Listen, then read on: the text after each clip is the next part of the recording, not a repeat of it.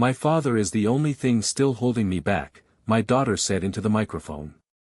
The room went quiet for half a second, just long enough for anticipation to build. And the best gift he could ever give me, she continued, smiling under the warm restaurant lights, is disappearing from my life. Forever. Then it happened. Laughter. Not nervous laughter. Not confused laughter. Real laughter. Loud. Sharp. Confident. Glasses clinked. Someone actually whistled. A few people applauded like she had just delivered a fearless leadership statement instead of a public dismissal of her own father. I was standing 3 feet away from her. Close enough to see the subtle lift in her cheek when she realized the room was fully with her. Close enough to notice that she never once looked at me. Someone behind me muttered, "She finally cut the cord." Another voice answered, "That's how you show investors you're serious." More laughter. They weren't laughing at a joke. They were applauding my removal. The private dining room at Lawrence Steakhouse was filled with about 50 people, investors, senior staff, strategic partners, a few extended relatives who had suddenly reappeared in her life once her company started trending in industry blogs. It was the 3rd anniversary of Whitmore Creative. Her company. The company I funded. Claire stood at the front of the room in a fitted black dress, glass raised high, absorbing the attention. The soft golden lighting caught her face at exactly the right angle, confident, composed, untouchable. "To freedom," she said. "No more oversight. No more safety net. No more father." The applause rolled again. I did not raise my glass. I did not move. I did not interrupt. 24 years of discipline held my expression perfectly neutral. I have spent my entire adult life in boardrooms where losing composure costs millions. I learned early that silence can be stronger than reaction. But in that moment, silence wasn't strategy. It was shock slowly hardening into clarity. For context, my wife died 36 minutes after Claire was born. 36 minutes. I signed the hospital paperwork with shaking hands while a nurse placed my newborn daughter into my arms and told me she was healthy. Healthy. That word felt cruel at the time. I went home alone that night with a car seat in the back and no idea how to raise a child without her mother. There was never another parent. No stepfather. No rotation. No backup. Just me. I learned how to braid hair from YouTube tutorials at midnight. I packed school lunches before early investor meetings. I left negotiations halfway through to attend elementary school recitals where she waved from stage, searching for my face in the audience. I built a logistics company from nothing while raising her. I didn't inherit it. I didn't step into it. I built it. Long nights. Bad loans. Brutal contracts. Years of living carefully so she never had to. When she turned 21 and told me she wanted to start a marketing agency instead of joining my firm, I didn't hesitate.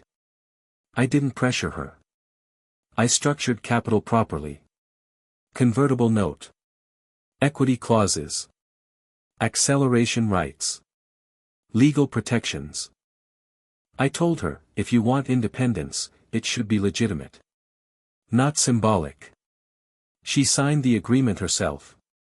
She said she wanted to prove she could build something real. Tonight was supposed to celebrate 3 years of growth. Instead, she stood under curated lighting and publicly erased me. Her co-founder leaned toward the mic and added, grinning, "Time to let her run without training wheels, Daniel." More laughter. Someone raised a toast specifically to self-made success. Self-made. That word echoed in my head.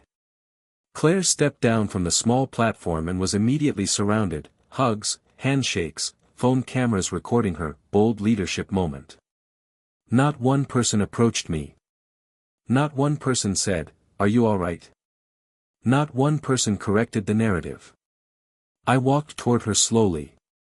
Not urgently. Not emotionally. Claire, I said evenly. She turned, irritation already forming in her expression. Please don't do this here, she said under her breath. I won't, I replied. You always make things heavy, she continued quietly. This was branding. Branding, I repeated. Yes. Investors need to see strength. And strength requires removing your father. She exhaled sharply. It requires showing I'm not dependent. I studied her face. She meant it. Not as a joke. Not as a slip. As positioning. You asked for space, I said calmly. You'll have it. She rolled her eyes. You're being dramatic. I'm being precise. Dad, relax. It was symbolic. So is what happens next. Her expression flickered, confusion, then annoyance. Don't start, she warned. I'm not starting, I replied. I stepped back. I didn't argue. I didn't defend my capital contribution. I didn't remind her that year one would have collapsed without my bridge funding. I didn't mention the nights I personally guaranteed vendor contracts so her payroll would clear. I walked out of Lauren's steakhouse without finishing dinner. No dramatic exit. No slammed door. The valet brought my car around. The city air felt colder than it should have for early summer. Inside the vehicle, I replayed her exact words. Disappear from my life. Forever. Not step back. Not give me room. Disappear. By the time I reached home, something inside me had gone completely still. Not rage. Not heartbreak. Clarity. I entered my study, turned on the desk lamp, and opened the folder labeled Whitmore Creative, Capital Structure. The agreement was clean. Enforceable. Professional. Acceleration clause in case of reputational or operational instability. Convertible control terms. 30-day repayment window. She had signed every page. I stared at her signature. Then I picked up my phone and called my attorney. Michael, I said, voice steady. Initiate acceleration review on the Whitmore Creative note. There was a pause on the other end. That's your daughter's firm, he said carefully. Yes. Something happened. I thought of the applause. Yes, I said. Something did. I ended the call and turned off the desk lamp. For the first time in 24 years, I was not planning how to protect her. I was planning how to step back. Completely. Because if she wanted independence, she was about to understand its cost. At 9:07 a.m. my phone rang. Claire. I let it ring once before answering. What did you do? She demanded. No greeting. No hesitation. Why did our CFO just receive a formal acceleration notice? Her voice wasn't afraid yet. Just furious. It's a review, I said calmly. It says immediate repayment evaluation within 30 days. It does. Are you insane? She snapped. Dad, payroll runs in 18 days. 18 days. She hadn't opened with anger about last night. She opened with liquidity. I'm aware, I replied. You're aware. Her voice rose. Do you understand what that means? Yes. It means if investors hesitate, we breach payroll. It means your company must operate without the capital you publicly dismissed. You're punishing me. No, I said evenly. I'm separating. She exhaled sharply. I could hear office noise behind her, hurried voices, doors closing, tension already rising. This isn't some symbolic gesture, she continued. This destabilizes the entire board. You made a public declaration of independence, I said. This is structural alignment. Oh my God, she whispered. You're proving my point. About what? That you always hold power over me. I'm holding what is legally mine. That's the same thing. No, I replied. It isn't. She hung up. At 9:32 a.m., Michael called. They're scrambling, he said without preamble. Your capital represents 62% of their operating liquidity. I know. If acceleration proceeds, they exhaust cash reserves in 18 days. Vendor defaults within 25. Lease covenant violation within 40. He paused. Daniel, this isn't theoretical. I didn't structure it as theoretical. You're triggering systemic risk. I'm removing insulation. There was silence. Once this notice circulates, he continued, banking partners will tighten terms. Private lenders will demand higher rates. That's how markets respond to instability. And you're comfortable being the source of that instability? I'm comfortable being consistent. Another pause. You understand she could lose operational control, he said. Yes. And you're willing to see that? I looked at the contract in front of me. She said she didn't want my oversight. Michael didn't respond. By 10:15 a.m., Thomas Reynolds, one of her largest angel investors, called. What the hell is going on? He demanded. I initiated acceleration review. You're spooking secondary capital. They should evaluate structural risk. Daniel, he snapped, your note controls leverage. If you withdraw confidence, the market interprets that as internal fracture. It is internal fracture. You're going to tank valuation. I didn't step on a stage and declare myself unnecessary. There was a long silence. Last night was optics, he said carefully. No, I replied.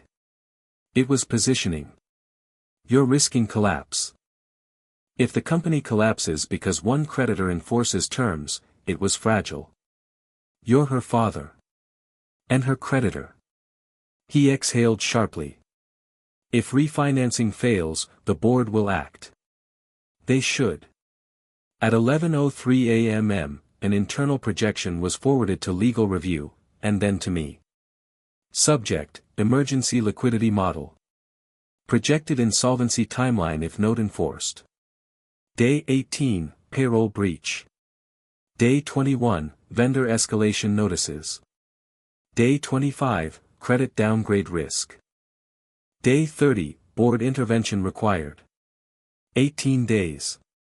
Her empire had 18 days of oxygen without me. At 12:47 p.m., Claire texted. You are humiliating me in front of my board. I didn't respond. Another text. Investors are asking if you think I'm unstable. There it was. Unstable. The implication she allowed to hover over me last night had found its way back to her. At 1:15 p.m., a financial blog posted. Whitmore Creative faces internal capital restructuring. Neutral language. But in our industry, neutral headlines signal alarm. By 2:02 p.m., Thomas called again. Two smaller investors just froze expansion funding. That's prudent. They're waiting to see if this escalates. It has. You're going to trigger panic. I'm triggering reality. At 3:20 p.m., Claire called again. Her voice had changed. Less sharp. More controlled. They're playing the dinner clip in internal meetings, she said. I assumed they would. They're framing it as reputational volatility. It was. I was proving strength, she snapped. You proved distance. They're asking whether I destabilized primary capital intentionally. Did you? No. Then you shouldn't have spoken like that. Silence. Then quieter. They're questioning my judgment. That's leadership under scrutiny. They're asking if I'm emotionally stable enough to manage crisis. And are you? She didn't answer immediately. I will be, she said finally. At 5:40 p.m., my sister Karen called. "What are you doing?" she demanded. "Evening, Karen." "Don't evening me. Claire is devastated. She seemed confident last night. She was branding. And I'm enforcing. You're overreacting. I'm aligning action with statement." She didn't mean disappear literally. She said forever. Karen exhaled sharply. "You're her father. You're supposed to absorb this." Absorb. Humiliation. Public dismissal. Applause at your erasure. "I'm not a shock absorber anymore," I said quietly. "You're going to lose her." I already did. I ended the call. At 8:12 p.m. Claire showed up at my house. No dramatic entrance. Just controlled anger. "You blindsided me," she said as soon as I opened the door. "You blindsided me first. That was a speech. And this is business. You're wrecking my company because I embarrassed you. I'm removing myself because you declared I was unnecessary. That doesn't mean financially. Independence is financial." Her breathing grew uneven. "If payroll fails, that's on you." "No," I said calmly. "Payroll fails if revenue can't sustain independence." "You're being cruel." "I'm being consistent." She stared at me. "Do you understand what 18 days means?" "Yes. It means if investors hesitate, I lose control. That's governance. You're watching this burn. I'm watching it stand without me." Her voice lowered. "If they remove me, I lose operational control permanently. You retain equity. That's not the same." "No." Silence filled the room. "I thought humiliating you would make me look strong," she admitted suddenly. I didn't respond. "I didn't think you'd actually walk away." "I didn't either." That seemed to unsettle her more than anger would have. She left without slamming the door. And for the first time since the dinner, I saw something different in her expression. Not defiance. Calculation. 18 days. Now 17. And counting. By the next morning, the situation was no longer contained inside conference rooms. At 8:14 a.m., a second industry outlet picked up the story. Whitmore Creative faces founder-linked capital dispute. Founder-linked. Polite phrasing. Sharp implication. By 9 a.m., Claire's board convened an emergency session. At 9:27, my phone rang. "They're calling it internal instability," she said without greeting. "And is it?" I asked. "They're asking whether I antagonized primary capital intentionally." "Did you?" "No." "Then you miscalculated." Silence. "They're questioning my judgment," she continued. "They're asking whether I allowed personal positioning to interfere with structural confidence." That's accurate language. "Don't do that," she snapped. "Don't do what?" "Turn everything into policy terms." "You turned it into branding." She inhaled sharply. "If I can't stabilize alternative capital within 30 days, they're voting on leadership continuity." Leadership continuity. Corporate code for removal. "How long?" I asked. 14 days before lenders finalize terms. 14. 18 had already dropped to 14. By noon, 3 investors had paused discretionary capital. Not withdrawn. Paused. Waiting. Watching. In markets, hesitation spreads faster than panic. At 1:02 p.m., Thomas Reynolds called again. "You're forcing the board's hand," he said. "I'm enforcing a contract. Semantics don't matter when perception shifts. Perception shifted last night." "Daniel," he said carefully, "if she's removed, it becomes a founder collapse narrative. She destabilized leverage publicly. You could end this with one statement." "Yes. And you won't." No. He exhaled slowly. She hasn't slept. That's leadership under stress. You're colder than I thought. No, I replied. I'm done absorbing. At 2:45 p.m. an internal board memo was circulated. Subject, risk assessment, founder stability. 3 bullet points stood out. Public distancing from primary capital partner. Immediate acceleration of majority-controlled debt. Reputational volatility among investor class. Volatility. The word investors fear most. At 3:20 p.m. Claire called again.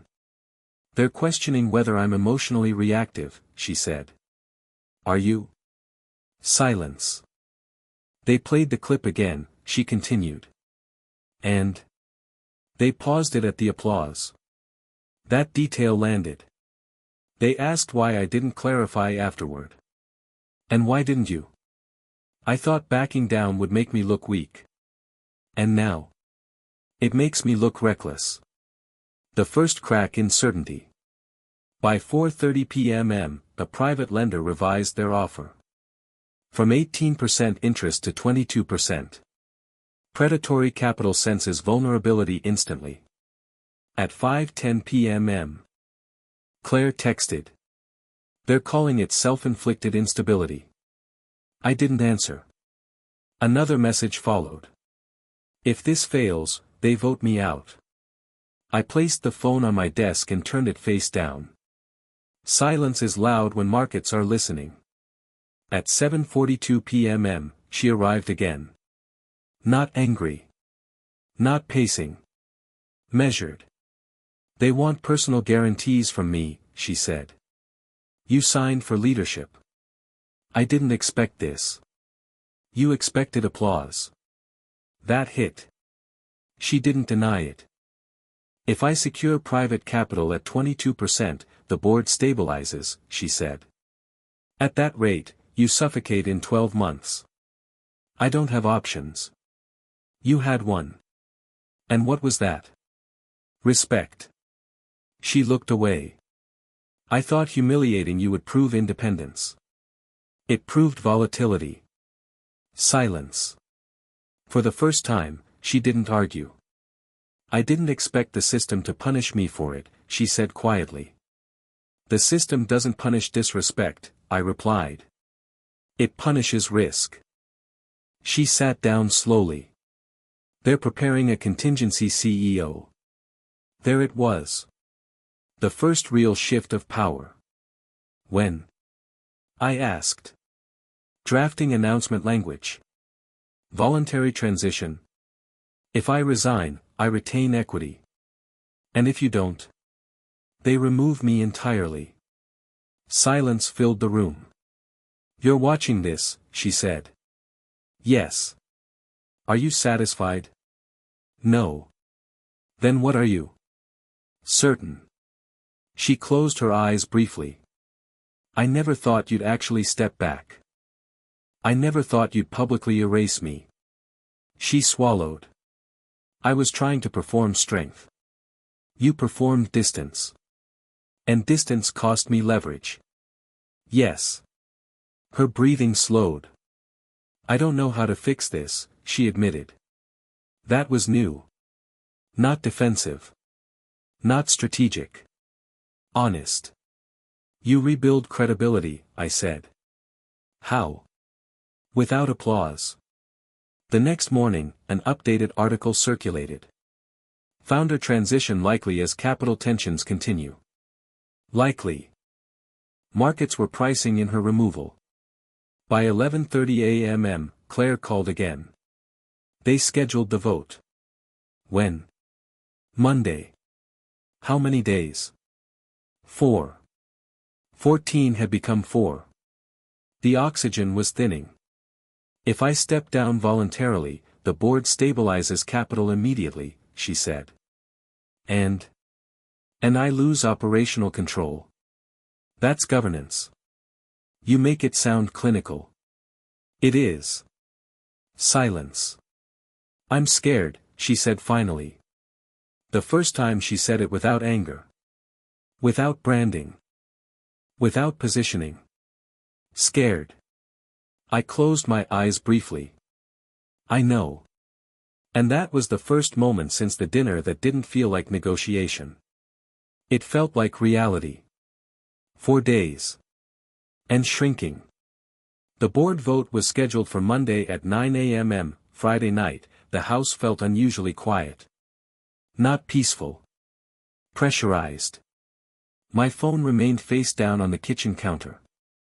I made dinner at 7:15 p.m. Grilled chicken, steamed vegetables, a glass of water. Routine. Measured. Intentional.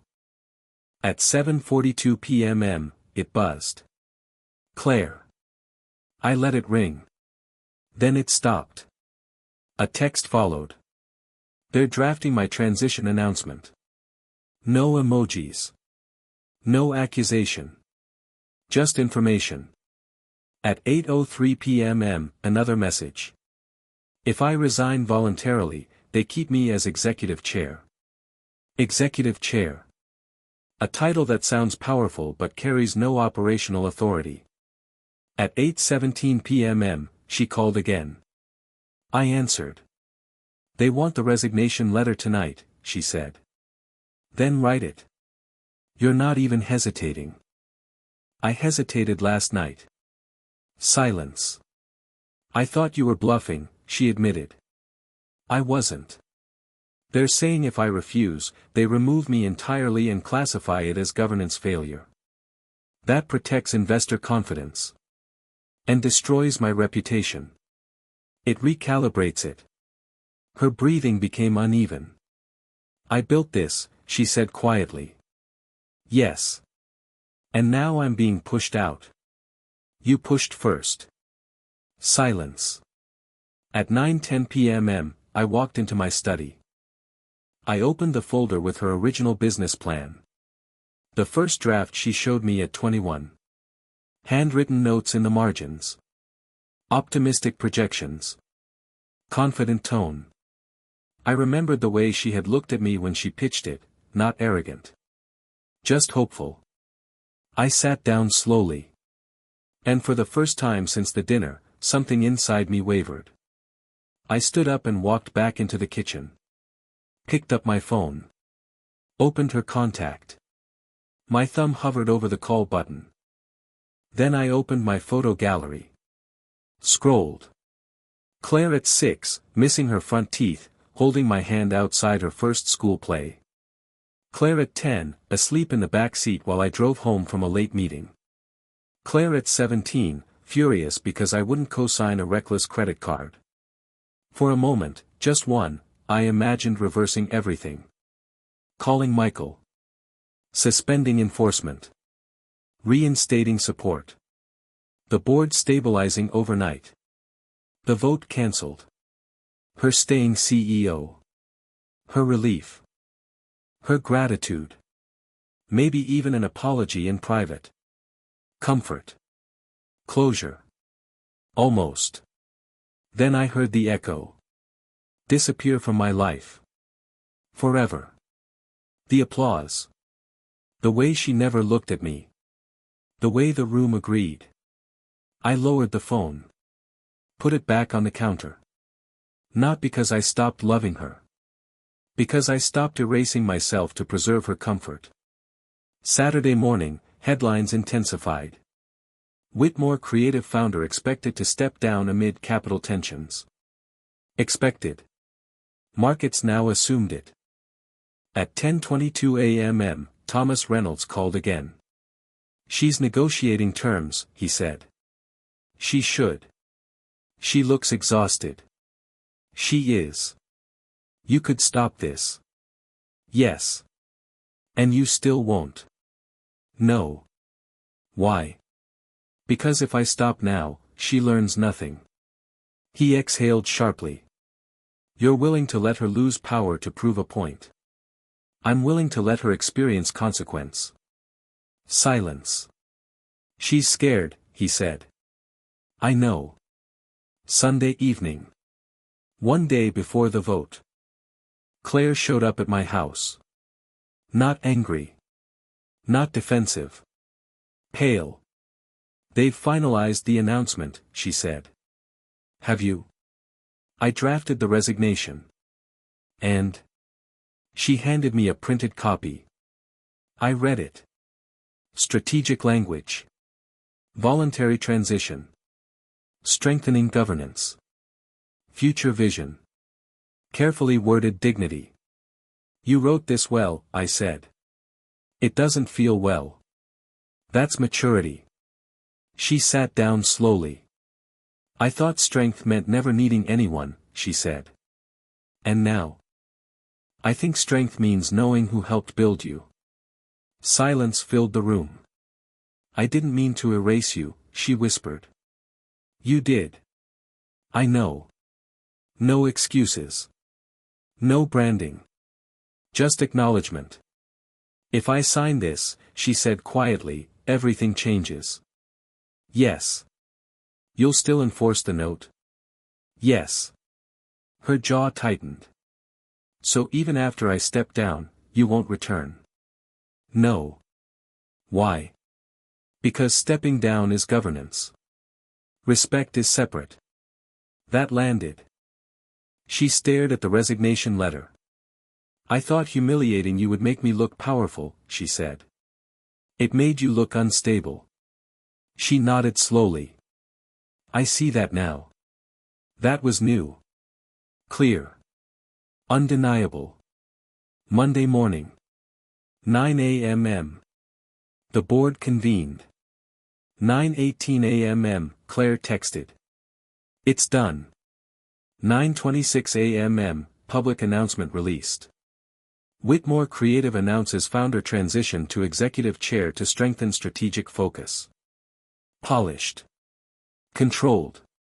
Permanent. At 9:41 a.m., she called.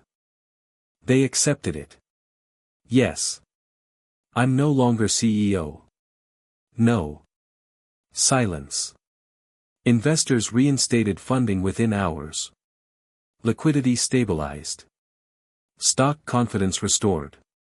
The system corrected itself. Without her at the helm. That was the part that hurt her most. It worked, she said quietly. Yes. Without me. Yes. Another silence. Are you satisfied? She asked. No. Then what are you? Certain. And for the first time since the dinner, neither of us had anything left to argue. The headlines faded within a week. Markets have short attention spans. Once liquidity stabilizes, outrage disappears. Whitmore Creative continued operating under interim leadership. Capital resumed. Vendor confidence returned. The system had corrected itself. Claire remained on the board. Executive Chair. A title that sounded impressive in press releases but came without operational authority. Her name still appeared on the website. Just smaller. Lower in hierarchy. No longer at the top. The first week after her resignation, she didn't call. Not once. I didn't either. The silence felt different now. Not defiant. Heavy. At 11:30 p.m. on the fifth night, my phone lit up. Claire. I let it ring. Then it stopped. A text followed. They moved into my office today. I didn't respond. Another message came a few minutes later. They removed my name from the executive floor directory. That detail landed harder than any headline. It's one thing to lose a title. It's another to see your name physically taken down. 3 days later, she came over. No announcement.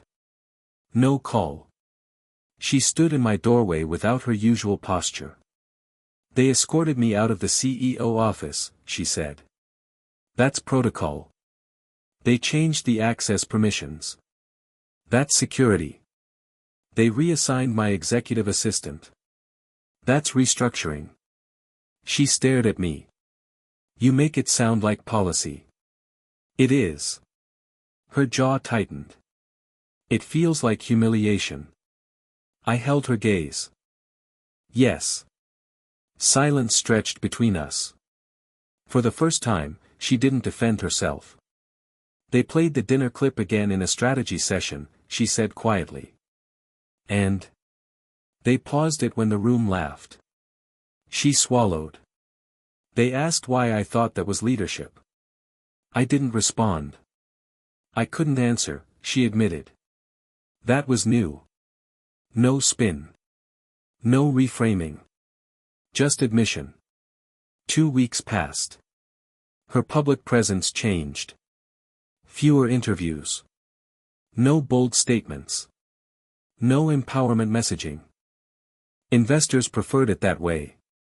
Stability over spectacle. One afternoon, she texted. I thought I understood power. I didn't answer.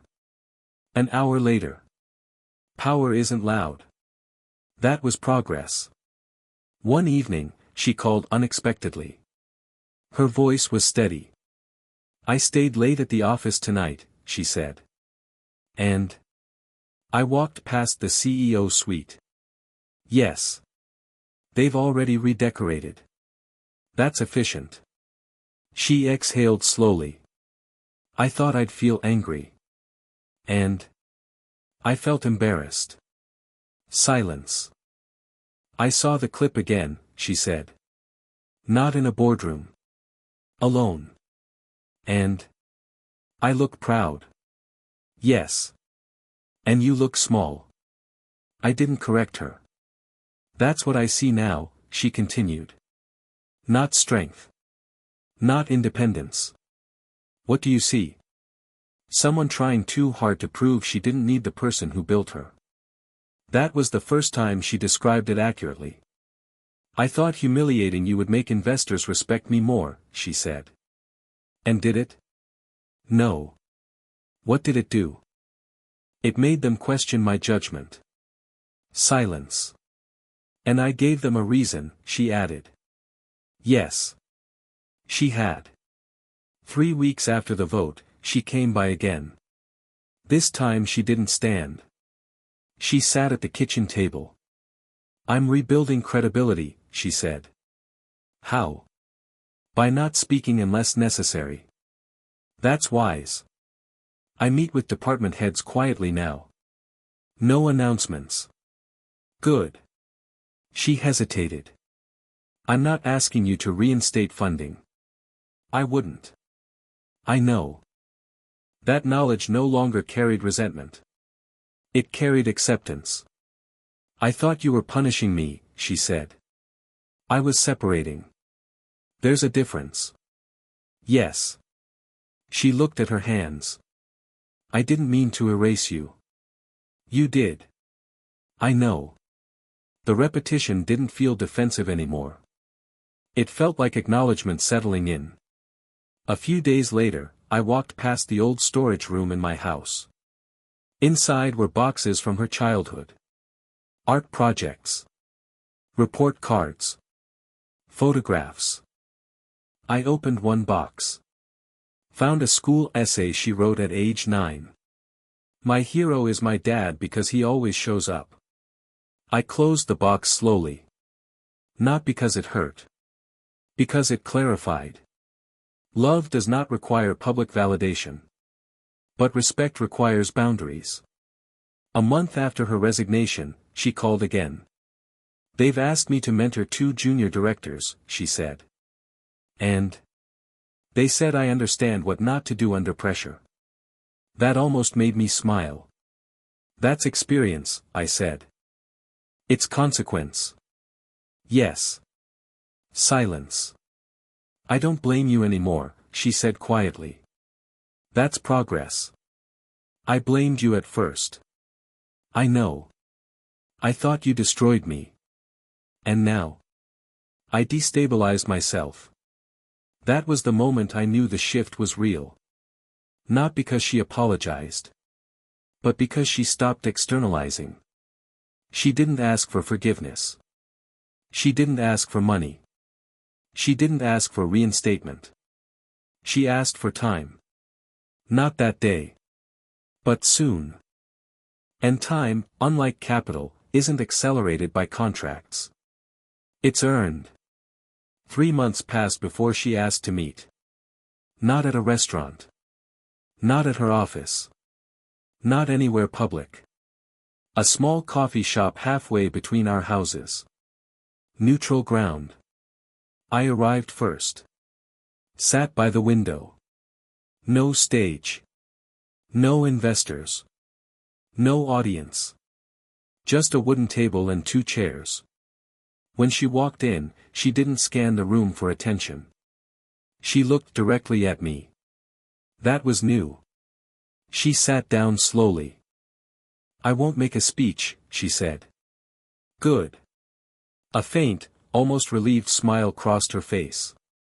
"I've had enough of speeches." We sat in silence for a moment.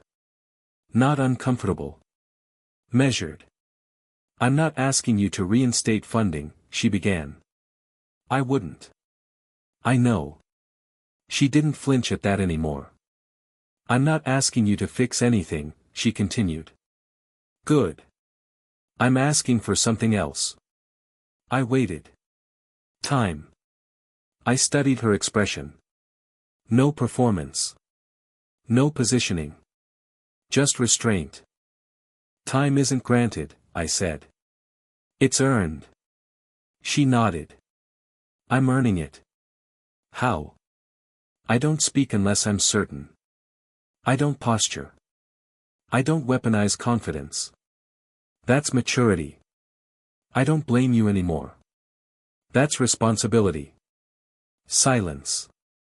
"I saw the clip again," she said quietly. "You've mentioned that."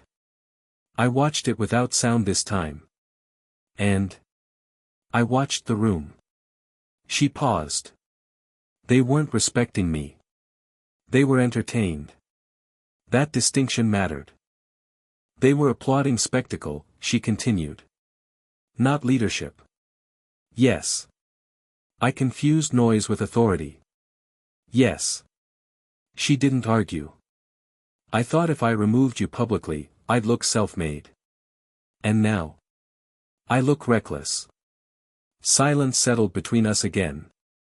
The barista called out a drink order in the background. Normal life continued around us. No headlines. No board votes. No capital clauses. Just 2 people sitting at a table without microphones. "I lost control of my company," she said. "You lost insulation. I thought they needed me. They needed stability. And you were stability. I was structure." She nodded slowly. "I don't resent you anymore," she said. "That's growth." "I resented you my entire adult life," she admitted. "Because I felt like everything I built was tied to you." It was. That made me feel small. That made you supported. She considered that. I didn't know the difference. Now you do. Silence. "I'm rebuilding trust with my team," she said. Quietly. "How?" "I show up prepared.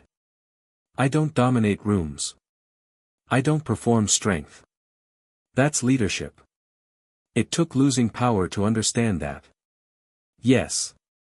She looked down at her coffee. "I thought you were humiliating me." "You humiliated yourself." "I know." The admission didn't sound defensive. It sounded integrated. "Do you still love me?" she asked. The question was quiet. Not theatrical. "Yes." She nodded. "I didn't think you'd say that. Love and funding are separate." A faint smile. "I see that now." Silence. "For a long time," she said slowly, "I thought strength meant not needing anyone. And now? I think strength means knowing who built your foundation, and not kicking it away for applause." That sentence was different. It wasn't apology. It was understanding. "I won't ask you to disappear again," she said. "I won't volunteer to," I replied. That felt balanced. Measured. Honest. We stood at the same time. No hug. No dramatic reconciliation. Just acknowledgement. As she walked toward the door, she paused. "I'm going to rebuild without you," she said. "That's the point. But not against you." I nodded once. "That's growth." She left without looking back. And for the first time since that dinner, I didn't feel anger when I thought of her. I felt distance. Healthy. Deliberate. Earned. 6 months after the dinner, no one mentioned it anymore. Markets had moved on. Investors had recalibrated. Whitmore Creative stabilized under structured leadership. Claire remained executive chair. Not the face. Not the voice. But present. Measured. Deliberate. She no longer performed independence. She practiced it. We didn't return to weekly dinners. We didn't pretend nothing happened. We rebuilt something smaller. Quieter. Occasional coffee. Short conversations. No grand declarations. Trust doesn't return dramatically. It returns structurally. Slowly. And only if both people stop performing. One evening, I found myself back in my study. The same desk. The same lamp. The same folder labeled Whitmore Creative, Capital Structure. I opened it. Looked at the signed agreement. The acceleration clause I had enforced. The mechanism that had cost her power. And saved her company. I closed the folder. Not because it hurt. Because it was complete. A week later, Claire sent me an email. Not emotional. Not dramatic. Just simple. Subject, Q2 update. Revenue stabilized. Vendor terms renegotiated. Operational efficiency improved. At the bottom, one final line. No applause. Just progress. That made me pause. She had understood. Months passed. One afternoon, I ran into Thomas Reynolds at a private event. "She's different," he said. "Yes." "Quieter." "Yes." "More disciplined." "Yes." He studied me. "You did something difficult." "I enforce structure." He nodded slowly. "She doesn't perform anymore." "That's growth." He exhaled. "She might be stronger now." "She is." Later that night, I sat alone on my back porch. The air was cool. Still. For years, I had confused protection with proximity. I believed being present meant absorbing everything, disrespect included. But boundaries are not abandonment. They are clarity. I still loved her. That hadn't changed. What changed was this. I no longer needed to prove it by rescuing her. And she no longer needed to prove independence by rejecting me. We existed differently now. Not fused. Not dependent. Not hostile. Separate. Intentional. Adult. A few weeks later, she invited me to a small internal strategy session. Not to speak. Not to fund. Just to observe. I sat quietly in the back of the room. No spotlight. No microphone. Claire led the discussion calmly. Measured. Focused. When someone challenged her, she didn't posture. She listened. Responded precisely. No theatrics. No applause. Just competence. At one point, she glanced at me briefly. Not for approval. Not for validation. Just acknowledgement. That was enough. After the meeting, we walked out together. No crowd. No headlines. She stopped before getting into her car. "I never meant for you to feel small," she said. "You didn't make me small," I replied. You made yourself reckless. She nodded. I understand that now. I know. Silence. I won't confuse applause with authority again, she added. Good. She hesitated. And I won't ask you to disappear. I won't. That was the balance. Not forgiveness. Not punishment. Alignment. Sometimes people think walking away is revenge. It isn't. It's separation. And separation, when done deliberately, reveals truth faster than confrontation ever could. She had asked for independence. I gave it to her. Completely. And in that space, without insulation, without applause, without me absorbing the impact. She grew. So did I. I remained what she publicly dismissed. Removed. But not erased. And for the first time in years, I wasn't reacting to her decisions. I wasn't stabilizing her volatility. I wasn't funding her identity. I was simply present in my own life. Silent. Stable. Self-respecting. Because independence isn't declared under lights. It's proven when the lights go out.